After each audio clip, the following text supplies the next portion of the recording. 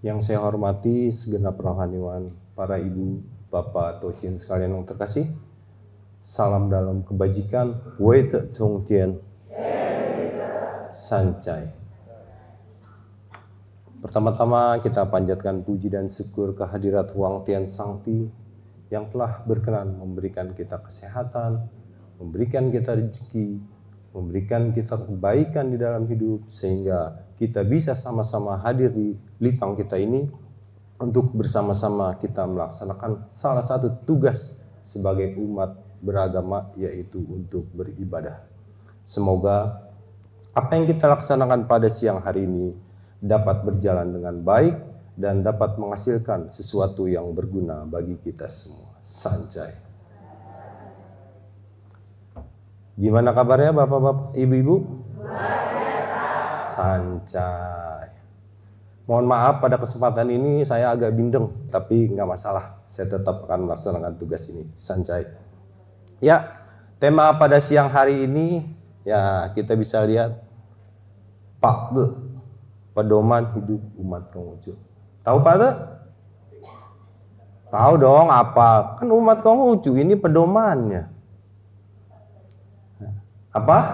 Pak 8 kebajikan, yaitu 8 kebajikan. Yang pertama apa? Xiao, laku bakti atau berbakti. Yang kedua, Ti, rendah hati. Yang ketiga, Zong atau satya. Yang keempat, Sin, dapat dipercaya. Yang kelima, Le, kesusilaan. Yang keenam, Yi, kebenaran. Yang ketujuh, Dian, suci hati. Dan yang terakhir, Ci, tahu mahu. Wah, udah hafal. Nggak perlu dijabarin lagi dong. Ya, hafal boleh, tapi sudah dijalankan belum? Masa belum? Saya nggak yakin. Pasti sudah dijalankan, cuman belum sepenuh hati. Masih banyak bolong-bolongnya ya, betul? Termasuk saya juga masih banyak bolong-bolongnya. Kelitang aja nggak rutin tiap minggu, masih bolong-bolong. Apalagi suruh jalanin pedoman ini, kadang-kadang suka lupa. Yang namanya manusia suka lupa dan hilap, baik disengaja atau tidak disengaja. Itulah buruknya manusia. Tapi nggak masalah, ya. Selama kita punya pedoman, tentu kalau pedoman ini kita jalankan dengan sebaik-baiknya, tentu hidup kita akan baik-baik saja. Nah, sebelum saya uraikan soal patuh ini, kita harus sadar bahwa kita dilahirkan di dunia ini dalam keadaan baik, mengemban tugas yang baik. Ya, memang di dalam kehidupan ada satu orang atau beberapa orang, ada yang sifatnya baik, ada juga yang sifatnya kurang baik atau buruk. Ya, itu nggak bisa dipungkiri dalam kehidupan. Ada aja yang namanya manusia. Padahal kita harus sadari, begitu kita lahir, itu kan mengemban firman Tuhan. Ada sing di dalam diri kita. Udah hafal ya sing ya? Ya, udah ada sing. Sing itu kita pakai, kita kembangkan. Jangan sing itu tertutup oleh hawa nafsu atau keinginan yang sangat besar terhadap suatu hal. Sehingga sing itu akan tertutup. Harusnya sing itu yang bisa muncul atau keluar di dalam diri kita. Jangan karena keinginan yang begitu menggembu, keinginan yang begitu besar, sing itu akan tertutup. Ya, namanya kita pasti ingin kita selalu berbuat baik di dalam kehidupan ini. Ya, terkadang kebaikan itu tidak bisa timbul begitu saja. Ada beberapa faktor yang bisa mempengaruhi. Yang pertama, pendidikan. Yang kedua, jabatan. Dan yang ketiga, mungkin keinginan atau nafsu yang begitu besar. Ya, sehingga itu dapat mempengaruhi kehidupan kita. Kadang-kadang kita jadi nyeleweng. Seperti saya, godaannya gede nih orang dagang. Ya, saya kebetulan dagang beras. Saya jual beras kemasan 50 kilo. Kalau sing saya tertutup oleh nafsu, saya bisa colok, bisa kurangi. Betul? Betul, untungnya bisa gede. kurangin aja 2 kilo. Kita bohong, pelanggan kita bilang, Bu, berasnya 50 kilo. Padahal sudah kita ambil, tinggal 47 atau 48. Yang tadinya untung 10.000 bisa jadi 30 atau 50.000. Jangan ya adik, jangan ya. Jangan seperti itu. Begitu kita sadar kita punya SING, jangan hal itu kita lakukan. Jangan nyeleweng. Begitu juga begitu kita kerja, punya jabatan, kita jangan semenang-menang. Mentang-mentang kita bos, ada OB, kerjanya nggak beres, kita maki-maki dengan seenak hati. Ya, kasihan. Kan dia juga manusia. Terkadang salah. Dan kita juga nggak akan selamanya benar. Pasti suatu saat juga akan melakukan kesalahan. Makanya hati-hati. Itu aja sebagai contoh. Lalu untuk menjalankan kebaikan itu nggak perlu selalu dengan harta. Banyak orang yang mengatakan, Pak, saya belum kaya, saya belum bisa berbagi, saya belum bisa berbuat kebaikan dulu. Nunggu kaya baru bisa. Aicai. Ya, untuk berbuat baik ukurannya bukan materi. Berbuat baik itu dilakukan dari hal-hal yang sederhana. Contoh, kita ketemu orang, mau kenal mau enggak, begitu orang saling berpandang, kita senyum.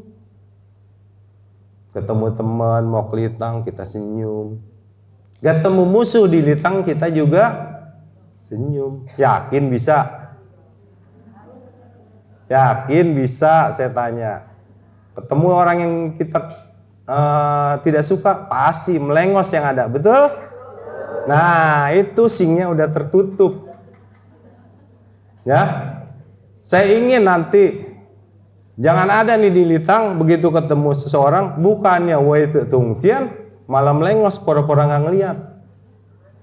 Kenapa dia begitu? Saya musuh, saya kesel, saya sering diceritain, saya sering digibahin. Nah, ibu-ibu nih terutama. Tapi bapak-bapak juga ada, ya, namanya manusia pasti ada sifat-sifat kayak itu, ya. Nah, kalau SING itu ada dan memancar di dalam diri kita, nggak akan lakukan hal-hal yang tercela kayak gitu. Kayak itu sebagai contoh saja, ya, bahwa berbuat baik itu jangan tunggu kaya, tunggu berkecukupan. Banyak hal-hal yang bisa dilakukan. Namun terkadang juga begitu kita berbuat baik, kita selalu merasa, Pak, saya udah berbuat baik, kok saya masih begini-gini aja? Atau saya dapat hasilnya nggak baik? Saya kasih analogi, contoh. Seorang petani menanam benih padi, itu yang tumbuh apa? Nggak cuma padi. Ada alang-alang, ada rumput liar, ada gulma yang mengganggu.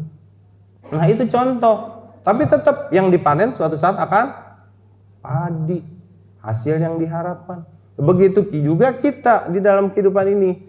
Ketika kita berbuat baik kepada seseorang dan orang yang kita telah bantu melalui kebaikan kita, orang itu tidak melakukan kebaikan kepada kita, kita jangan kesel, jangan marah. Karena kebaikan itu tidak melulu dari orang yang kita bantu. Bisa kebaikan itu datang dari orang lain, orang di sekitar kita. Jadi ketika kita membantu orang atau kita beramal ke seorang, kita jangan berharap, oh dia akan baik sama kita. Nggak perlu.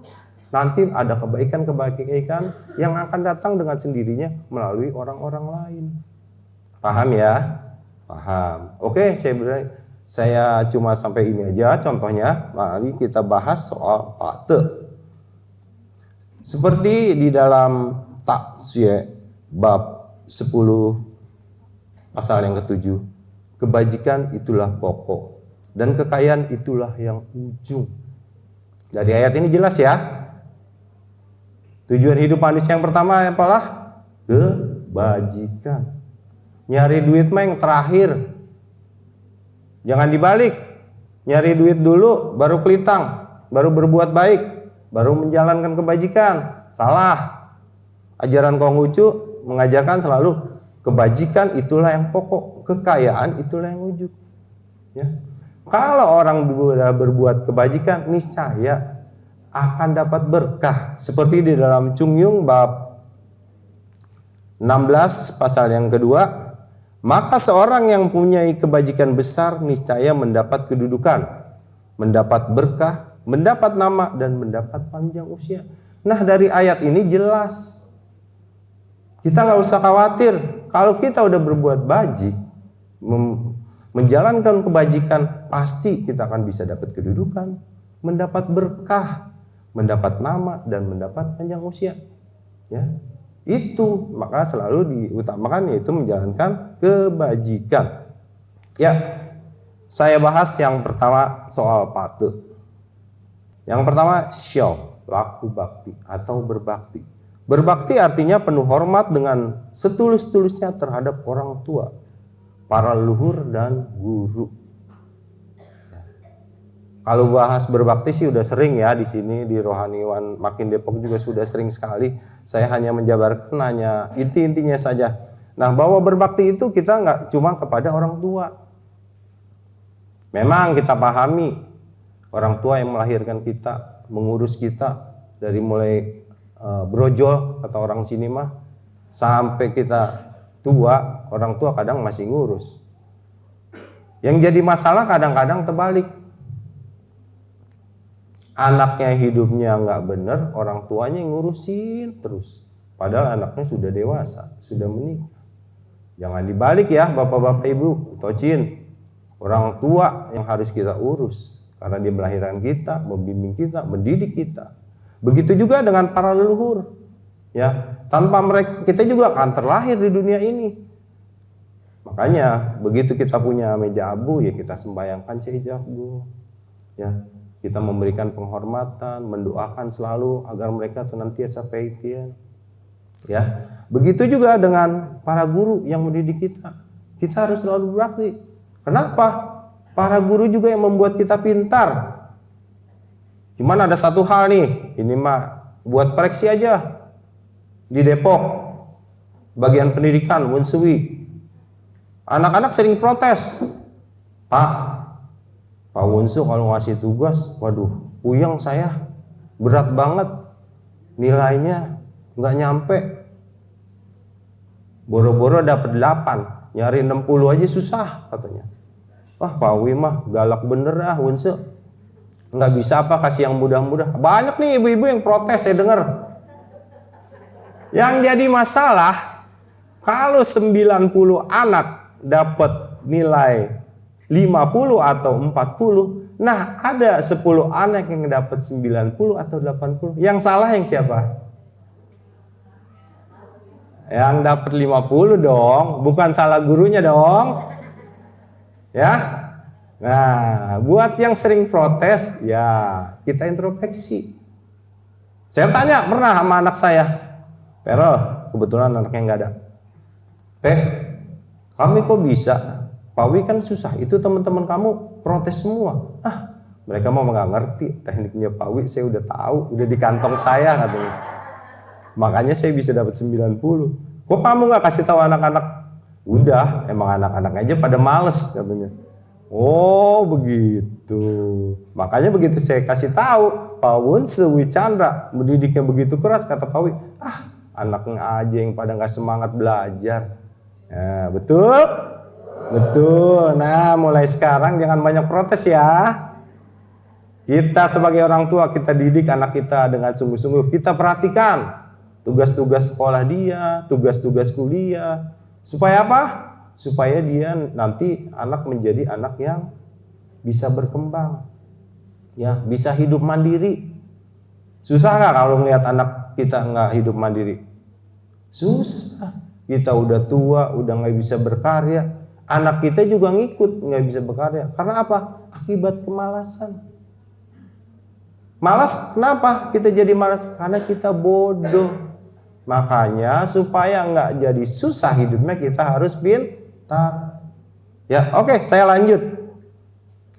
Di dalam kitab Xiao Jing dikatakan, sesungguhnya laku bakti itu ialah pokok kebajikan dan daripadanya ajaran agama akan berkembang. Tubuh, anggota badan, rambut, kulit yang diterima ayah bunda maka perbuatan dengan tidak berani membiarkannya rusak dan luka itulah permulaan laku bakti. Menegakkan diri hidup menempuh jalan suci, meninggalkan nama baik orang tua di zaman kemudian, sehingga memuliakan ayah bunda itulah akhir laku bakti. Jelas ya, laku bakti dimulai dari menjaga tubuh kita. Seperti yang saya katakan tadi, ketika kita tidak menjaga tubuh kita, di usia 50 kita udah ambruk. Ada yang stroke, ada yang sakit jantung. Lah, orang tua kita yang udah 70 tahun masih sehat, akhirnya kebalik. Seperti saya tadi katakan, yang merawat orang tua, kita malah yang sakit-sakitan. Kenapa? Karena kita tidak menjaga tubuh kita dengan baik. Sudah tahu usia 50, jangan kebanyakan makan sayur kangkung. Kenapa? Asam urat, tahu, tempe, ya, kayak gitu. Yang bapak-bapak yang suka ngibing, ya, suka nyekek botol, ya, buang Pak. Usia kita udah 60, udah 70, bentar lagi juga pakai tongkat, masih bergaya nyekek botol. Giliran sakit sengsara minta tolong, mah nggak buat mah. Orang tua lagi yang dibebanin. Jangan deh ya, jangan. Ya kayak gitu. Contoh. Nah, di dalam Lunyi jilid 2 pasal 5. Penggi bertanya hal laku bakti. Nabi menjawab, jangan melanggar. Ketika Panci menyaisi kereta, Nabi memberitahu kepadanya, tadi Mangsun bertanya hal laku bakti dan kujawab, jangan melanggar. Panci bertanya, apakah yang guru maksudkan? Nabi menjawab, pada saat hidup layanilah sesuai dengan kesusilaan. Ketika meninggal dunia, makamkanlah sesuai dengan kesusilaan. Dan sembahyangilah sesuai dengan kesusilaan. Nah, berbakti kan seperti tadi dikatakan, nggak selesai sampai kita tutup mata. Kita harus senantiasa berbakti. Ya, dari orang tua kita masih ada, orang tua kita sakit, sampai meninggal dunia, kita harus senantiasa berbakti. Itu hal yang utama di dalam hal yang berbakti. Selanjutnya saya akan membahas soal yang kedua, ti atau rendah hati. Rendah hati artinya perilaku yang tidak menyombongkan segala sesuatu yang kita miliki. Yang namanya manusia kalau sudah hidupnya berlebihan pasti sombong. Jalannya udah nggak menunduk ke bawah karena nggak nyari duit lagi. Udah ngelihatnya ke atas. Ya, menengadah. Nih saya orang yang sukses. Banyak orang seperti itu. Boro-boro bisa membantu sesama. Orangnya terlalu tinggi hati. Saudara bukan, tetangga bukan, ngapain gue bantu, nggak ada urusan. Nah itu sifat orang yang tinggi hati. Jangan ditiru. Orang yang rendah hati artinya selalu menerima keadaan dengan hati yang tulus. Hal ini mengajarkan kepada kita untuk senantiasa berlaku untuk menghormati yang lebih tua. Sama tadi menghormati juga ya. Kalau orang rendah hati ada orang tua ya kita hormati. Yang dapat diartikan sebagai rasa hormat terhadap yang lebih tua di antara saudara sehingga hal ini akan selalu mampu memunculkan sifat rendah hati. Ya, sesama saudara juga harus saling bantu, saling berhubungan erat.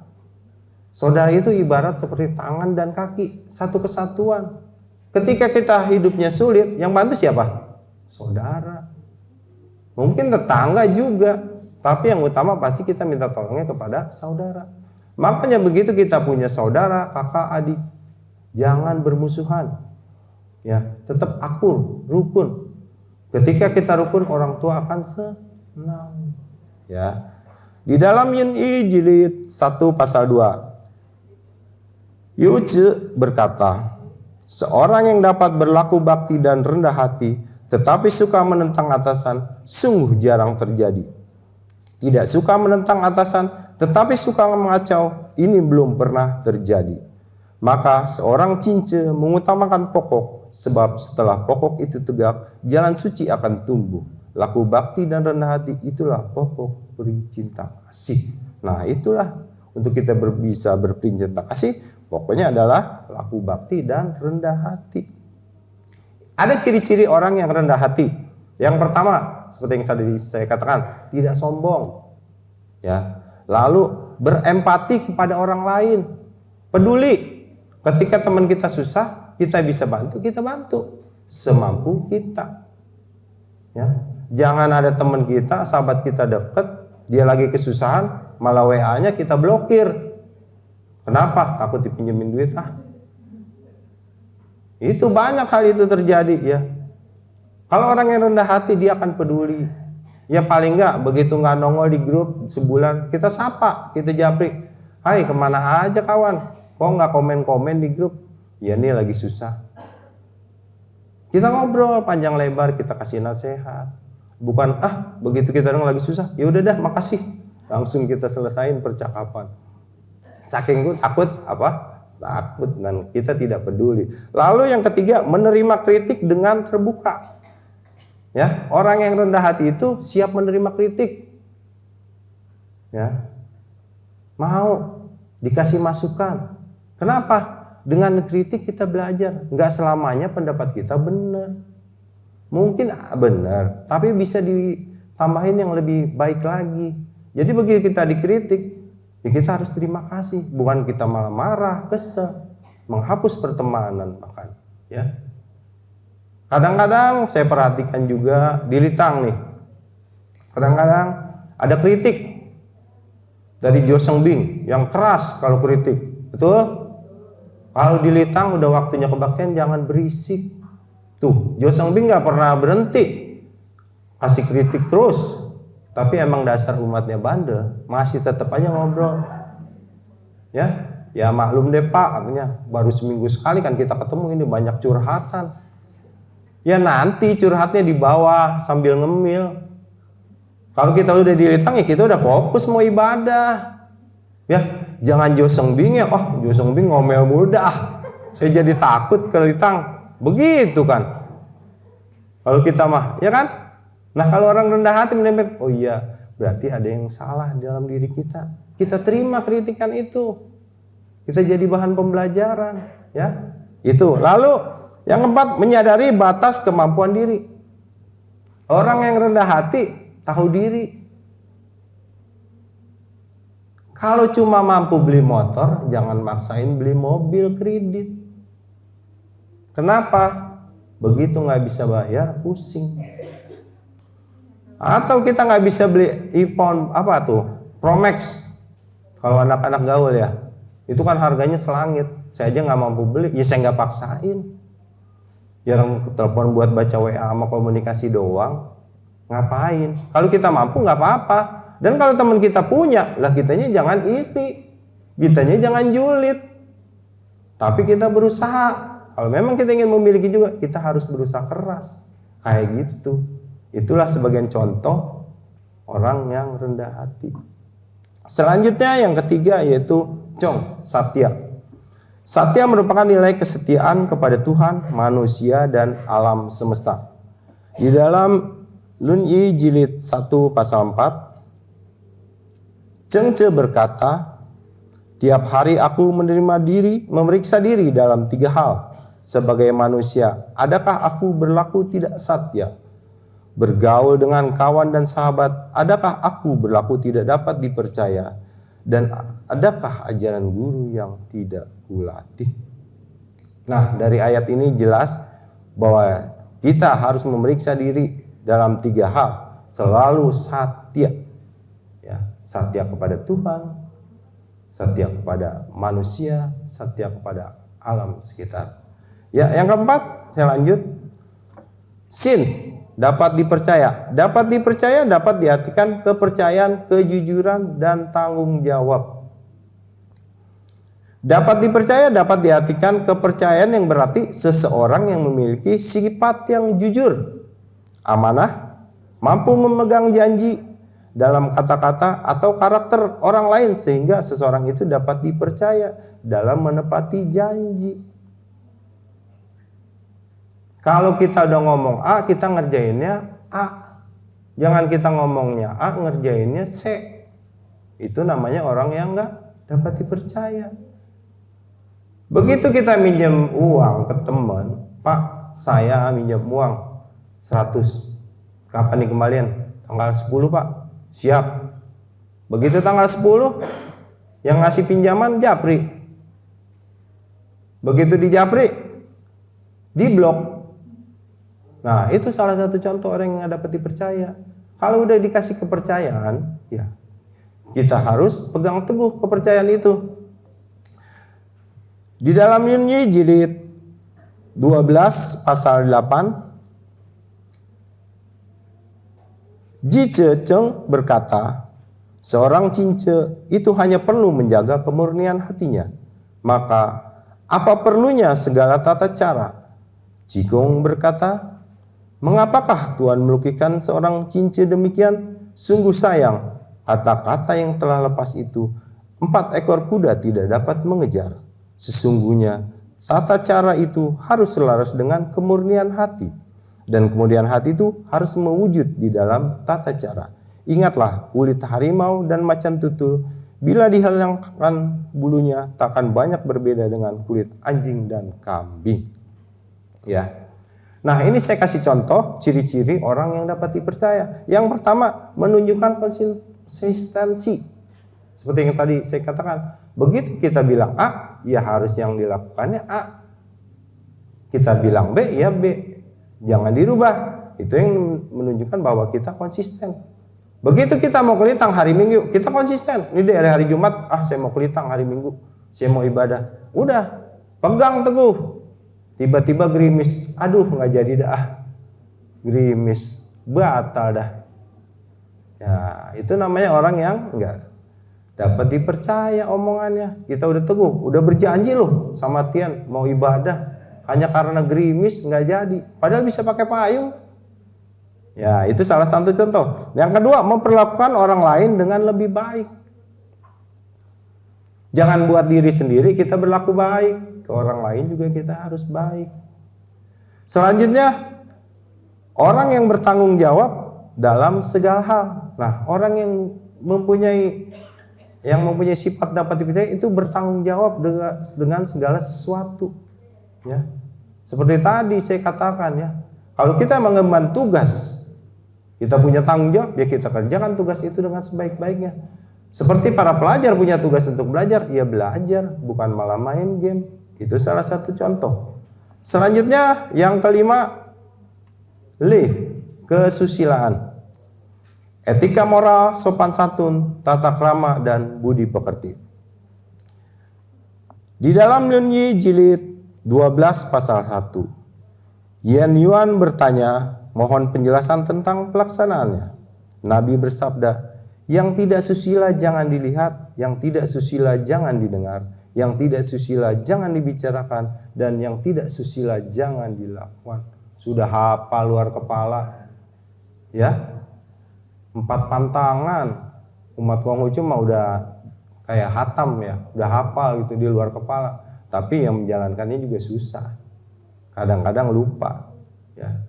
Bapak-bapak yang paling sering lupa nih yang susila. Apalagi seperti saya bilang tadi, begitu ngelihat cokek, bininya udah ngajak pulang, bapaknya masih anteng. Ntar dulu lah, di rumah juga ngapain? Ya nggak? Apa sih yang mau dilihat? Mendingan juga sama anak istri di rumah bercengkrama daripada nonton kayak gitu. Ini mah saya ekstrim, kenapa? Saya nggak suka soalnya. Jadi buat yang suka ya silakan aja, nggak apa-apa. Ya, ini makan saya ceritanya. Ya itu salah satu contoh. Lalu yang keenam yaitu kebenaran. Sikap yang menjunjung tinggi rasa adil, lurus dan benar, serta dapat menolak hal-hal yang tidak baik. Di dalam Yunani jilid 4 pasal yang ke-10, Nabi bersabda, seorang cince terhadap persoalan di dunia tidak mengiyakan atau menolak mentah-mentah, hanya kebenaranlah yang dijadikan ukuran. Begitu juga di dalam Yunani jilid 4 pasal yang ke-16, Nabi bersabda, seorang cince hanya mengerti akan kebenaran, sebaliknya seorang rendah budi hanya mengerti akan keuntungan. Nah, ini yang dibilang kebenaran. Jadi apapun yang kita lakukan, kita harus senantiasa berlandaskan kebenaran. Jangan karena menginginkan sesuatu, seperti tadi saya bilang, saya ingin dagang sukses, saya kurangin timbangannya, saya makan timbangannya. Ya, jangan kayak gitu. Ya, begitu juga orang kerja, terutama di bagian keuangan. Laporkan keuangan itu dengan baik, ya, sehingga dapat dipercaya. Jadi kita menjalankan dengan sungguh-sungguh, menjalankan kebenaran. Oke. Yang ketujuh, lihat, suci hati. Hati yang bersih, sikap yang tulus, sederhana, dan apa adanya. Di dalam Takswe bab 7 pasal yang kedua, hati yang tidak pada tempatnya sekalipun melihat takkan tampak, meski mendengar takkan terdengar, dan meski makan takkan merasakan. Paham ya? Ayat ini jelas. Hati kita lepas. Nah, begitu kita di Litang, hati kita jangan lepas. Para tocin, yang ibu-ibu, jangan mikirin pulang dari Litang saya mau masak apa ya. Lah Pak Andi lagi khotbah, dia mah lagi mikirin ntar sayur asam pakai apa ya, temennya apa ya. Lah iya, lah saya ngomong udah berbusa, dari situ lagi mikirin mau masak. Jangan kayak gitu ya. Kita fokus, kita di mana, hati kita jangan lepas. Ibarat kita bawa mobil, nggak boleh sedikit pun kita lengah, hati kita lepas. Kalau kita lagi mengendarai mobil, kita bengong sekian detik, itu bisa celaka. Ya, kadang-kadang lagi namanya di jalan tol tuh udah ngebut, kita lagi mikir sambil ngelamun. Ya, duit tinggal goceng. Aduh, mau berhenti di rest area, mau makan apa goceng? Beli aqua doang paling. Ya, mikir. Terus nggak fokus di jalan, tiba-tiba di depan rem mendadak, hajar deh, jeder. Itu, ya makanya hati-hati. Hati jangan lepas dimanapun, terutama iman kita jangan sampai lepas. Kita udah yakin Konghucu agama terbaik buat kita, yuk kita imani, kita jalankan dengan sebaik-baiknya. Jangan, saya nggak yakin Pak Konghucu nih, saya masih ragu. Ajarannya kayaknya rumit banget, sajiannya banyak, tata cara agamanya banyak, pusing Pak. Enakan kayak di sebelah cuma nyanyi-nyanyi udahan. Ya, jangan. Kalau kita yakin agama Konghucu agama terbaik buat kita pegang teguh. Kita jalankan ini, pedoman ini buat hidup kita supaya iman kita terus. Ya. Nah, ciri-ciri orang yang suci hati, satu, dia akan gampang mendoakan orang lain dalam hal kebaikan. Jelas, ini terkadang salah. Begitu kita punya musuh, punya orang yang kita tidak sukai, doanya apa? Yang jelek. Biarin dah lu, ntar pulang dari Litang biar ketabrak motor. Wah lu, tega banget. Orang dari Litang mau pulang naik motor katanya biar ketabrak. Atau katanya ntar biarin dah, saya lagi kesel sama si B, siapa tahu dia jalan ntar kepleset, jatuh, saya kan bisa tersenyum. Jangan tega. Kalau orang suci hati tidak seperti itu. Mendoakan hal-hal yang baik, ya. Selalu mendoakan apapun untuk hal-hal yang baik. Lalu ciri yang kedua, orang yang ikut bahagia atas keberhasilan dan kebahagiaan orang lain. Ini yang saya bilang, jangan julid, jangan suka kesel, iri, dengki pada teman, sahabat. Ya, kalau orang lain bahagia, orang lain berhasil, ya kita juga bahagia. Kenapa? Dia nggak akan nyusahin kita, para tocin. Betul? Lah betul. Lah orang dia lebih kaya dari kita, nggak bakal dia minjem duit sama kita. Orang duitnya banyakan dia. Ya, jangan kita malah kesel. Ya, lu orang kaya sombong amat. Ya, mentang-mentang kaya, mentang-mentang ini, mentang-mentang punya jabatan. Itu. Yang ketiga, orang yang mudah memaafkan kesalahan orang lain. Nah, orang yang suci hati itu gampang memaafkan. Kalau ada kesalahan teman kita, yuk kita ngobrol. Bukan cari teman lain untuk memusuhi. Selesaikan dulu masalah ini berdua. Jangan disebar kemana-mana dulu sehingga rame. Ya, selesain konflik kita. Ya kan? Agama Konghucu selalu mengajarkan tentang hal ini. Kita tidak boleh, konflik kita harus selalu bersama dalam suka dan duka. Ya. Kenapa? Tuh, Kita harus berteman dengan baik dengan sesama kita. Suatu saat Bapak Ibu para tocin, ketika kita tutup mata, ketika kita jitbok, siapa yang membantu? Keluarga. Betul. Sahabat. Iya. Memang begitu kita jitbok, kita masuk sendiri ke kuburan. Nyemplung sendiri, masuk ke peti sendiri. Seperti kasus yang dulu, masuk peti sendiri. Jangan, ya. Nanti ada orang-orang yang bisa membantu kita. Makanya kita harus senantiasa bersahabat dengan siapapun. Jangan cari konflik. Itu aja ciri-ciri orang yang suci hati. Yang terakhir, tahu malu. Tahu malu artinya dapat mengontrol diri untuk tidak berbuat hal-hal yang bisa merusak moral. Tahu batasan terhadap sikap dan perilaku. Paham ya? Jelas. Kita harus tahu malu. Mau kelitang, mau ibadah, pakai pakaiannya yang rapi. Jangan pakai yang agak mencolok kayak orang mau ke mana? Ke klub. Ya. Pakai you can see atau pakai tank top, pusarnya kelihatan. Lah bapak-bapak langsung rajin. Ya kalau anak gadis atau yang bodinya bagus, lah kalau nenek-nenek. Coba itu. Lah bapak-bapak langsung puyeng, besok nggak pada kelitang. Pada meriang. Ya nggak bapak-bapak? Ini mah sekedar joke aja Pak. Ya. Nah kayak gitu, kita harus tahu malu. Nah begitu juga pas saat kita salah.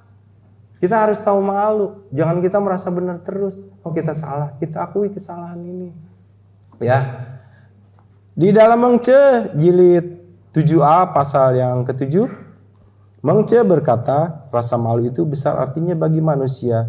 Kalau orang bangga dapat berbuat muslihat dan licin, itulah karena tidak menggunakan rasa malunya.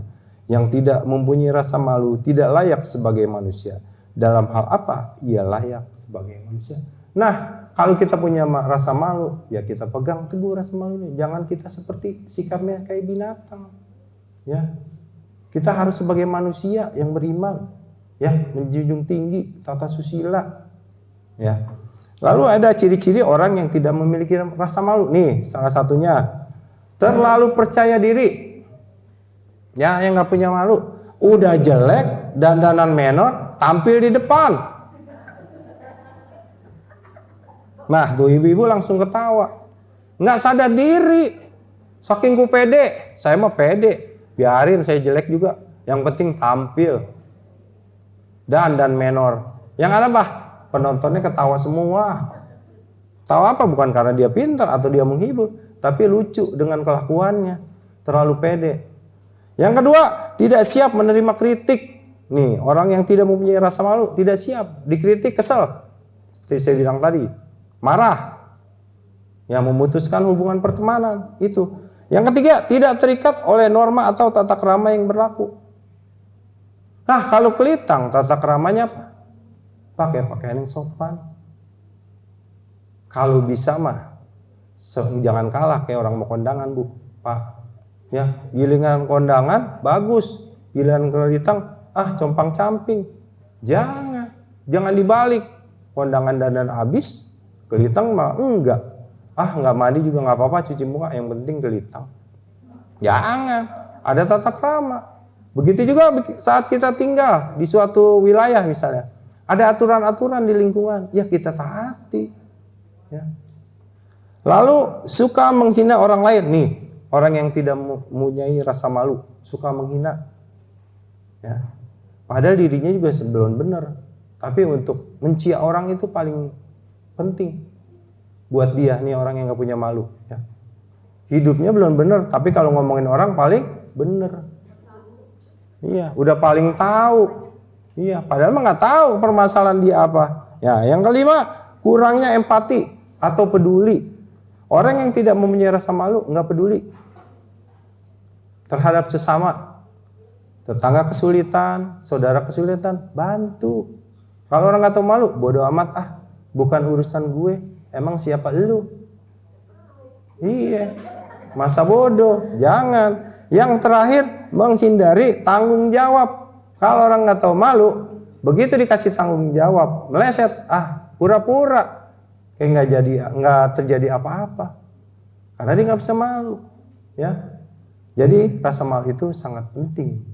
Makanya dia masuk di dalam pakte. Ya, kita manusia harus mempunyai rasa malu. Ya. Malu kepada Tuhan, malu kepada junjungan kita Nabi Musa, malu kepada leluhur, malu kepada orang tua. Ya. Inilah yang saya bahas pada kesempatan kali ini. Semoga bahasan saya ini walaupun sedikit bisa diterima, ya, dan semoga juga bisa menjadi pedoman kita umat Konghucu untuk selalu bisa di jalan yang benar. Ya. Saya mau kasih pantun sebagai penutup. Jalan-jalan ke Tuban. Kurang kenceng saya ulang. Biar nggak ngantuk bapak-bapak, ibu-ibu. Jalan-jalan ke Tuban. Keliling-liling naik delman. Berbuat baik adalah kewajiban bagi orang yang beriman. Ya, itu pantun terakhir saya. Saya ucapkan terima kasih atas perhatiannya. Terimalah kembali salam dalam kebajikan. Waite Tongcian. Sancai.